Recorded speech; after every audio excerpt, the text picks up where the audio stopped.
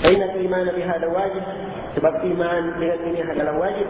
فمن فسر شيئا من هذا بهواه أو رده فهو جهل. Siapa yang menafsirkan sesuatu dari ini dengan hawanya, hawa nafsunya, dan menolaknya, maka dia adalah jahil. Maka dia adalah jahil. Para ulama menggunakan kalimat jahil itu kadang terhadap orang yang melakukan takwil dalam asma wa sifat. Orang melakukan takwil dalam asma wa sifat, maka kadang disebut dengan sifatan jahil secara umum. Walaupun sifatan ini kurang detail dalam bagian sisi untuk orang-orang yang menyimpan dalam asma wa sifat. Orang yang menyimpan dalam asma wa sifat itu ada dua golongan. Golongan al-musyabbihah dan golongan al-mu'attilah. Al-mu'attilah terbagi-bagi lagi. Dan di antara mereka adalah ahlul kalam yang masuk di dalamnya dan golongan al-jahmiyah, mu'tazilah, kemudian al-asy'ariyah, al-kullabiyah, ya, al-kullabiyah, kemudian al-maturidiyah. Al-maturidiyah. Ini di antara kelompok-kelompok ahli bidah yang sesat di dalam masalah nama-nama dan sifat. Kalau diri sesuai dengan bentuk penyimpanannya, maka itu lebih mendekatkan. Jadi sini beliau memberikan hukum-hukum. Siapa yang menafsirkan sesuatu dari hadis-hadis ini dengan hawa nafsunya atau dia menolaknya, maka dia adalah jahil. Itu ciri orang-orang jahiliyah. Orang-orang jahiliyah hanya menetapkan satu sifat untuk Allah, yaitu sifat al-wujud saja dia tetapkan. Orang-orang jahiliyah sifat al-wujud. Kenapa dia tiadakan semua sifatnya Allah? Kata mereka, kalau kita tetapkan sifat untuk Allah, artinya Allah sama dengan makhluknya. Artinya Allah sama dengan makhluknya. Katanya Allah maha mendengar. Kita tetapkan Allah maha mendengar, berarti sama dengan makhluk. Makhluk juga mendengar. Nah, ini sudah tidak terangkan bahwa ini pemahaman salah. Belum tentu makhluk disifatkan mendengar, Allah juga punya sifat mendengar, belum tentu sama. Manusia saja punya sifat mendengar. Ya, kambing punya sifat mendengar. Ayam dipanggil, diberi makan misalnya, mendengar juga. Sama enggak pendengarannya manusia dengan ayam? Tidak sama tentunya. Dan keduanya disifatkan dengan sifat mendengar, lalu tidak sama. Kalau antara sesama makhluk saja sama-sama disifatkan dengan sifat mendengar, tetapi tidak sama, bagaimana bisa disamakan antara makhluk dengan yang menciptakannya? Pahami? Kita menurut akal sehat. Ini dikatakan oleh ahli sunnah. Tapi orang-orang jahmiyah yang akalnya yang rusak, dia katakan kalau kita tetapkan sifat, berarti kita menyerupakan Allah dengan makhluknya. Ini dibantah oleh Syekhul Islam Ibnu Taimiyah dalam kaidah yang sangat mantap sekali, disebutkan oleh beliau di dalam kitab At-Tadmuriyah. Beliau katakan, ya, bahwa kalau orang-orang jahmiyah, siapa saja dari kelompok ahli bidah yang meniadakan sifat dengan dalil seperti itu, maka ambil sifat yang dia tetapkan. Orang jahmiyah dia menetapkan untuk Allah sifat wujud. Itu saja yang dia tetapkan, sifat ada. Maka kita ambil dari sifat yang dia tetapkan. Sekarang kita katakan kepada orang jahmiyah, manusia ada atau tidak? Maka jawabannya manusia juga ada, ya kan? Wujud. Kenapa kamu tidak katakan kalau kamu tetapkan sifat wujud, berarti ini juga menyerupai dengan makhluk. Makhluk juga punya sifat wujud. Di sini tentunya mereka tidak bisa membantah sama sekali. Iya. Makanya menunjukkan dosanya. Ya, kaidah yang mereka pakai rusak. Orang-orang jahmiyah cuma menetapkan satu sifat, sifat wujud. Orang-orang Mu'tazilah menetapkan 3 sifat saja. Orang-orang Mu'tazilah. Orang-orang Asy'ariyah yang dahulunya itu hanya menetapkan 7 sifat. Belakangan menjadi 20 sifat. Kemudian orang-orang Maturidiyah itu menambah dan menetapkan 8 sifat. Adapun ahli sunnah, mereka menetapkan nama-nama dan sifat Allah Subhanahu wa taala sebagaimana datangnya. Mereka imani sesuai dengan kemuliaan dan kebesaran Allah, tidak serupa dengan makhluk. Selesai. Nah, dan sesuai dengan jalan para ulama salaf, sesuai dengan Al-Quran dan Sunnah, dan mudah sekali dalam memahami syariat Islam ini. Tapi asal kerusakan itu karena akan banyak dipakai memberikan hukum terhadap Al-Quran dan Sunnah. Alat agama ini sifatnya ittiba, hanya sekedar mengikuti dan tidak membuat perkara baru di dalam agama. Iya. Baik. Kemudian kata Imam Al-Barbahari rahimahullahu ta'ala, kata beliau dalam poin yang ke-52, "Wa man za'ama annahu yara rabbahu fi dar dunya fa huwa kafirun billahi azza wa jalla." Siapa yang menyangka bahwa ia melihat Rabbnya di negeri dunia, maka dia adalah kafir terhadap Allah azza wa jalla. Iya. Nah, ucapan Imam Al-Barbahari ini adalah bantahan terhadap orang-orang Sufiyah, orang-orang ekstrim Sufi yang mengaku melihat Allah Subhanahu Wa Taala dalam keadaan terjaga di dunia. Dan ini adalah kufur, sebagaimana yang dikatakan oleh beliau. Ya, sebab Allah Subhanahu Wa Taala atau Rasulullah Sallallahu Alaihi Wasallam telah menegaskan dalam hadis yang sangat tegas sekali diriwayatkan oleh Imam Muslim. Beliau, "Ta'lamu annakum lan taraw rabbakum hatta tamutu." Ketahuilah bahwa kalian akan mampu melihat Rabb kalian sampai kalian mati. Ini telah kita uraikan kemarin dalam pembahasan masalah ru'yah. Melihat Allah. Allah dilihat, yakin oleh Rasulullah, Allah dilihat pada hari kiamat. Ada berapa tempat? Di 2 tempat. Di Arafat yaumul kiamat, di Mawqif pada hari kiamat, dan di surga. Nah, ada pun di dunia dalam keadaan terjaga, tidak ada yang melihat Allah Subhanahu Wa Taala dalam keadaan terjaga. Ini menurut kesepakatan ahli sunnah. Imam Al-Barbahari di sini berkata, siapa yang menyangka dia melihat rohnya di dunia, maka dia kafir terhadap Allah Subhanahu Wa Taala. Nah, kafir terhadap Allah Subhanahu Wa Taala. Ini penekanan yang disebut oleh Imam Al-Barbahari rahimahullah taala. Adapun melihat Allah Subhanahu Wa Taala dalam keadaan tertidur, kita sudah terangkan bahwa Syekhul Islam berkata, tidak ada yang mengingkari hal ini, tidak ada yang mengingkari mungkinnya kecuali orang-orang Jahmiyah. Kecuali orang-orang Al-Jahmiyah. Nah, maka dia tetapkan bahwa mungkin Allah Subhanahu Wa Taala dilihat dalam tidur. Tapi betul dilihat. Ya. Siapa yang melihatnya itu? Dan setiap orang mengaku melihat. Dan setiap orang mengaku melihat. Nah, kalau dia adalah orang yang bermaksiat, orang yang penuh dengan maasi, lalu mengaku melihat, maka ini adalah suatu hal yang dianggap jauh. Nah, suatu hal yang dianggap jauh. Nah, ada pun kalau dia adalah orang saleh dan seterusnya, maka dikatakan mungkin. Ya, kita tidak mengingkari. Bagaimana itu riwayat dari para a'immah yang salihin seperti Imam Ahmad dan lainnya, mereka melihat Allah Subhanahu Wa Taala dalam tidurnya. Dan tentunya, namanya melihat Allah itu adalah kemuliaan, dan seseorang berbeda-beda dalam hal tersebut, sebagaimana yang diterangkan oleh para masyayikh, berbeda-beda dalam hal tersebut. Ya, Allah Taala. Kemudian kata beliau rahimahullah, wal fikratu fillahi tabarak wa ta'ala bid'ah. Qala Rasulullah sallallahu alaihi wasallam, tafakkaru fil qalb wa la tafakkaru fillah. Fa innal fikrata fil rabb taqdahu asy-syakk fil qalb. Kata beliau, dan berpikir tentang Allah Azza wa Jalla itu adalah bid'ah. Sebab Rasulullah sallallahu alaihi wasallam bersabda, berpikirlah kalian pada makhluk dan jangan berpikir kepada tentang Allah. Ya. Berpikir tentang Allah, fikrah tentang Allah itu memberikan syak di dalam hati. Memberikan syak dalam hati. Hadis yang disebutkan oleh Imam Al-Barbahari lemahkan di bawah oleh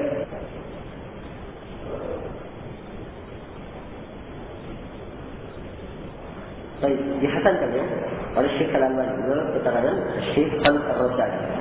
Nah, itu jelas insyaAllah bahwa berpikir tentang Allah Subhanahu Wa Taala ini adalah perkara yang tidak diperbolehkan. Nah, itu adalah bid'ah sebab akan masuk dalam perkara yang menyebabkan hamba itu jatuh pada tamthil, pada syirik. Ada pun yang dikabarkan bagaimana dan sifatnya sudah cukup. Hal tersebut bagi seorang hamba, dia dengan mengetahui nama-nama dan sifat dan mengetahui ma'aninya, maka dia akan terasa akan ketinggian, besaran dan kemuliaan Allah Subhanahu Wa Taala. Kemuliaan Allah Subhanahu Wa Taala menambah iman seorang Muslim dalam hal ini. Kemudian kata beliau rahimahullah,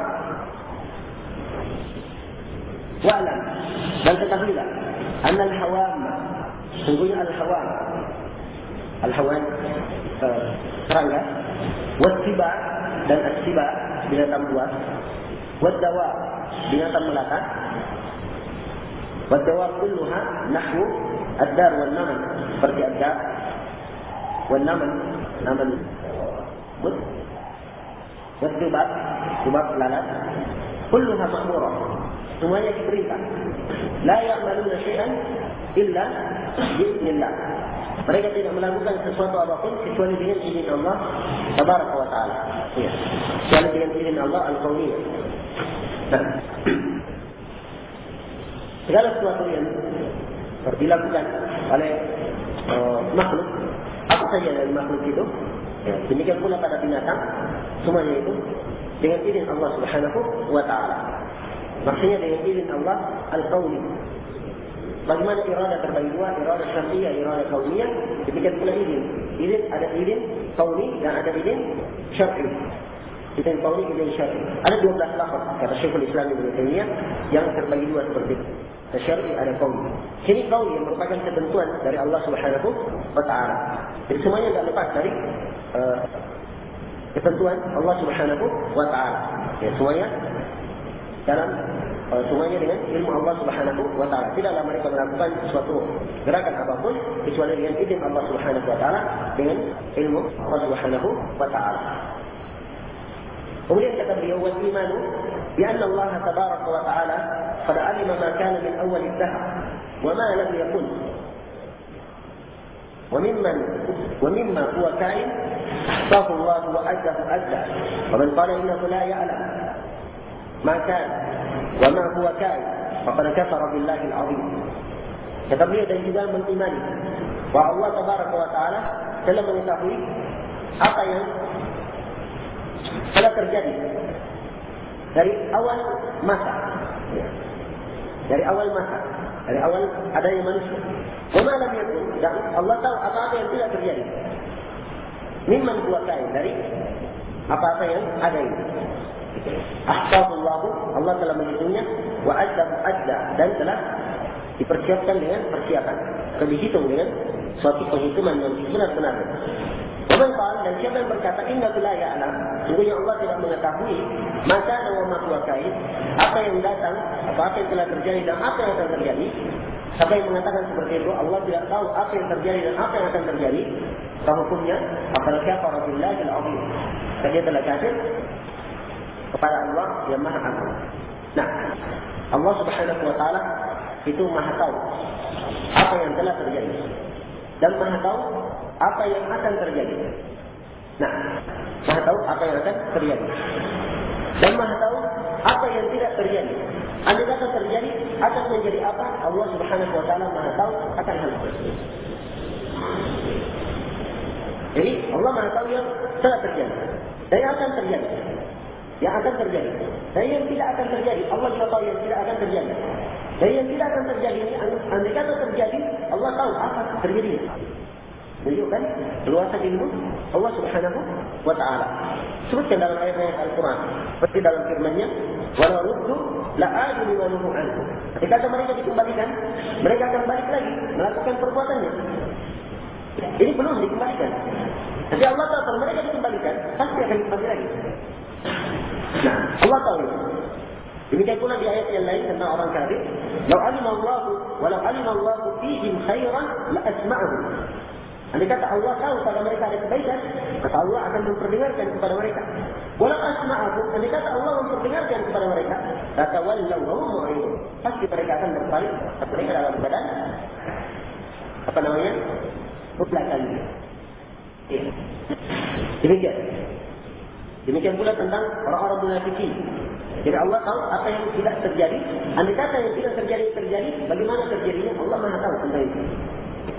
Tentang sifat kaum munafikin yang tidak keluar di perang Tabuk, Allah Subhanahu wa Ta'ala berfirman, "Walau aradu al-khuruja la a'addu lahum 'uddah." Andai kata mereka ingin keluar untuk perang, tunggu mereka telah menyiapkan persiapan.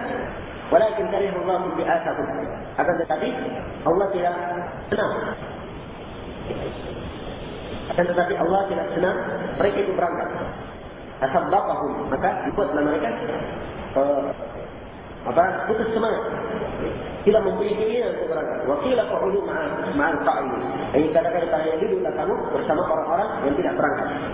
Lau kharaju fikum, andai kata mereka keluar bersama kalian, ma zadukum illa khabala. Maka tidak menambah kalian kecuali khabala, kehilangan. Demikian keadaan. Dan Allah Subhanahu wa Ta'ala Maha mengetahui segala sesuatu. Andai kata mereka keluar, ya maka akan menambah kalian fadalah.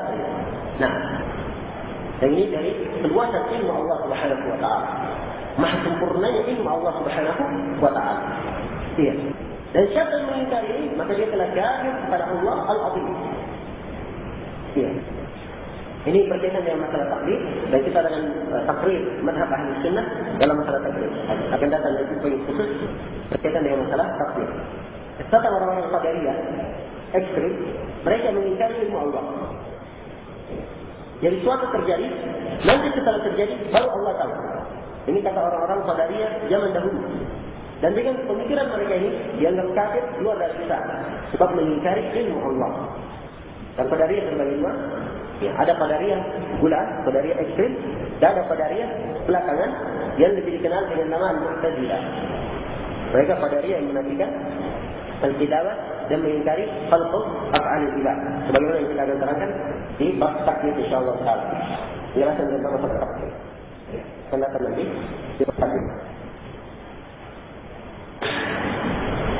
Kemudian kata beliau rahimahullah taala, ولا نكاح إلا بولي وشاهدي عدل وصداق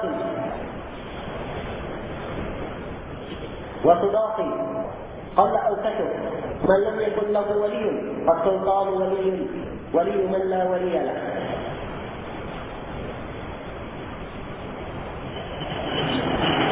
Kemudian kata Imam Al-Barbahari rahimahullah,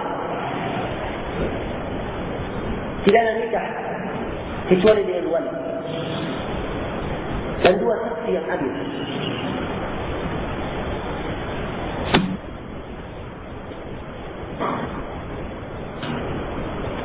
Tidak nikah kecuali dengan wali atau dua saksi yang adil.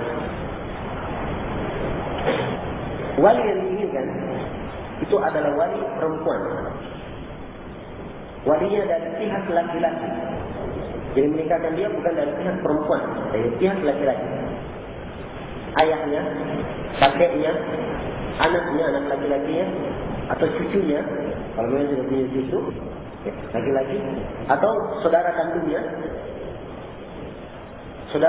dari satu ayah satu ibu, ya, atau saudara kandungnya dari satu ayah saja, atau pamannya dari ayahnya, atau anak pamannya. Nah, kemudian anak paman dari ayahnya, atau pada al-hafiz. Itu wali-wali yang kita sebutkan. Nah, itu wali. Tidak ada nikah kecuali dengan wali. Wa syahidai adil, dan dua saksi yang adil. Wa qadar, dan dengan mahar. Jadi harus ada wali, ada dua saksi, dan ada mahar. Ya, ada mahar.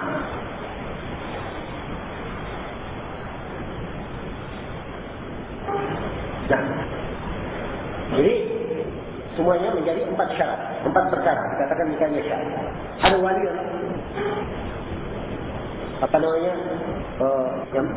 yang mensyahkan akad nikah. Kemudian ada calon suaminya yang diikat untuknya akad, dibuatkan untuknya akad. Kemudian yang ketiga ada dua saksi. Yang keempat ada mahar. Ini syarat syahnya nikah. Baik. Ya. Dikatakan mahar qalla au katsir. Maharnya sedikit maupun banyak. Maharnya sedikit maupun banyak, syah nikahnya. Syah nikahnya. Kita akan teruskan nanti dari ini. Wa man lam yakul lahu waliyyun, siapa yang tidak punya wali? As-sultan waliyyu man la waliya. Siapa yang tidak punya wali, maka pemerintah adalah wali orang yang tidak punya wali. Nah, maka pemerintah adalah wali orang yang tidak mempunyai wali. Ini takrir. Masalah fikih sebenarnya. Lalu kenapa disebut oleh Imam Al-Barbahari dalam masalah akidah? Dalam masalah etika? Sebab di sini menyimpan dari orang-orang yang tidak tunduk kepada penguasa, atau orang-orang yang sifatnya khawarij. Dia kafirkan misalnya walinya, sudah kalau gitu kalian nikahkan sendiri. Dinikahkan sendiri. Dilamar anaknya orang tidak cocok, dinikahkan sendiri.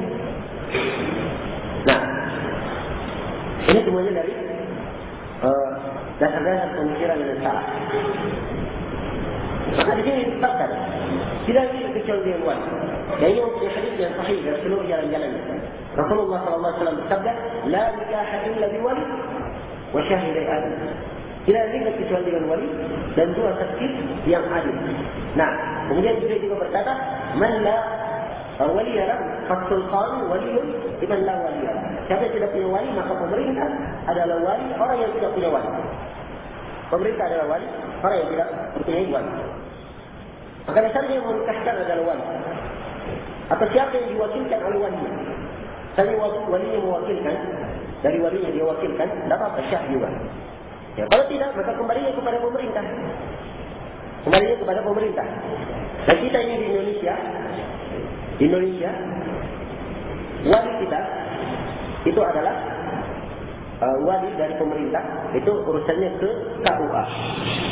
Nah, kalau misalnya dari KUA atau siapa yang mewakili, apakah itu imam yang diangkat oleh KUA, menikahkan misalnya perempuan kafir, keluarganya dari Islam, dia nikahkan dengan seorang Muslim, sah nikahnya. Sebab pemerintah adalah wali orang yang tidak punya wali. Tidak mempunyai keluarga yang Islam, dia nikahkan sendiri, tidak syah nikahnya. Sebab tidak mempunyai wali. Dipahami? Iya. Ini termasuk hal penting juga, walaupun kita selalu berkaitan dengan masalah fikih. Dan dikatakan harus dengan mahar.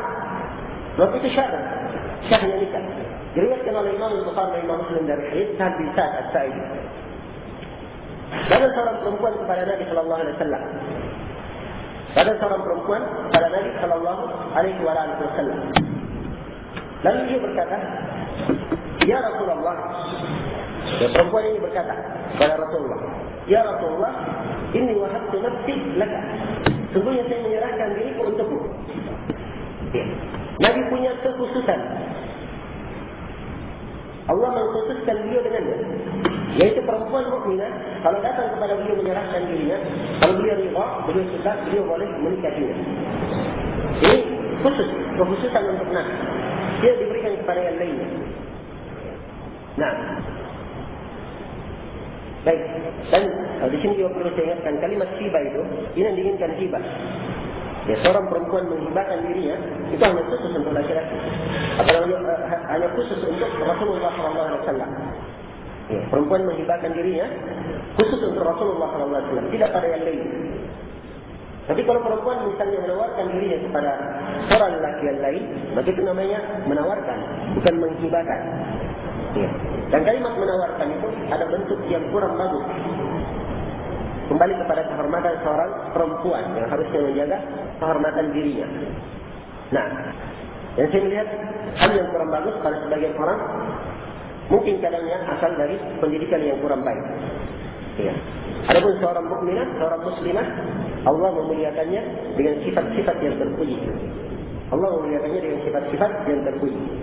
Nah, baik. Maka ketika perempuan ini datang menghibahkan dirinya, setelah itu Nabi melihat kepadanya. Setelah itu beliau menunjukkan pandangannya lama sekali, isyarat bahawa beliau tidak mau menikahi. Maka ada seorang sahabat yang paham ini, lalu dia berkata, "Ya Rasulullah, kalau kamu tidak mau menikahinya, maka nikahkan saya dengannya." Ya, nikahkan saya dengannya. Lalu meminta kepada Rasulullah. Rasulullah di sini kedudukannya sebagai apa? Sebagai wali perempuan ini jelas. Beliau adalah pemerintah. Beliau adalah pemerintah. Maka kata Nabi, kamu cari mahar. Pulanglah dia ke rumahnya, cari mahar. Ya. Dia yang cari, datang lagi, ya Rasulullah, saya tidak dapat mahar. Saya cuma punya kain yang berada di tubuhku ini saja. Kalau saya potong dua, saya hanya mati kebagian. Orang itu kelihatan. Kata Nabi, kembali kamu. Jadi kami walau khataman min hadid. Cari walaupun cincin dari besi. Ya, dia cincin dari besi. Dari besi ini murah, tapi punya nilai cincin. Ya, bukan juga sesuatu yang tidak punya nilai. Misalnya maharnya kerikil misalnya. Atau ranting kayu. Itu bukan mahar itu, tidak punya nilai. Walaupun sedikit, yang penting punya nilai. Kata beliau cari walaupun cincin dari besi. Orang yang pun kembali di rumahnya cari, tidak ketemu. Saya Rasulullah, saya tidak ketemu. Ya, maka duduklah orang tersebut.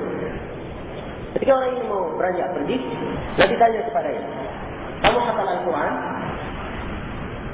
Kamu hafal Al-Quran? Iya. Iya ya Rasulullah, saya hafal surah ini. Dia sebut beberapa surah. Kayaknya surah Al-Baqarah, Al-Imran. Apa kata Nabi sallallahu alaihi wasallam? Zawwadtukaha bima ma'aka min Al-Quran. Saya telah menikahkan kamu dengan apa yang kamu hafal dari Al-Quran. Ini lafaz adabnya dari Nabi. Nabi sebagai wali yang maharnya adalah Al-Quran, sudah syah dia sebagai istrinya. Syah sudah sebagai istri. Mudah sekali pernikahan itu. Nah, di zaman Rasulullah sallallahu alaihi wasallam. Cuma orang-orang mempersulit. Ya. Orang-orang mempersulit. Baik, kadang membaca sifat ta'lif saja 1-2 jam. Ya. Membaca sifat ta'lif. Satu kali saja. Saya telah nikahkan kamu dengan sudah selesai. Ya. Dengan apa yang kamu hafal dari Al-Quran. Itu maharnya. Hafalan? Ia dari Al-Quran. Baik, dari sini kita mengambil mahar itu walaupun sedikit, yang penting punya nilai, itu sudah cukup. Kemudian pemerintah adalah wali bagi siapa yang tidak mempunyai wali. Siapa yang tidak mempunyai wali. Ya. Dan di sini saya harus mengungkapkan satu masalah untuk mengikis pemahaman sebagian orang. Ya. Tentang bolehnya menikahkan. Saya datang kepada seorang ingin melamar akhwatnya. Kemudian akhwatnya orang tuanya menolak keras. Ya, karena agamanya ini sambilannya, maka sebagian orang mengambil inisiatif, boleh dia nikahkan sendiri. Boleh dia nikahkan sendiri.